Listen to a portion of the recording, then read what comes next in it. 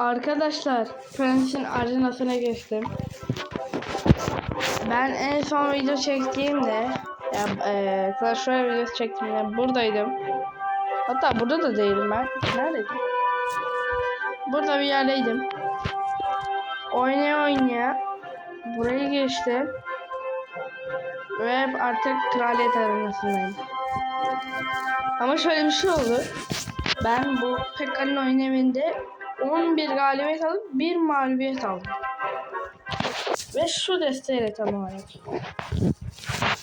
Tabi kraliyet devi yoktu. Onun yerine şey vardı. Kim vardı?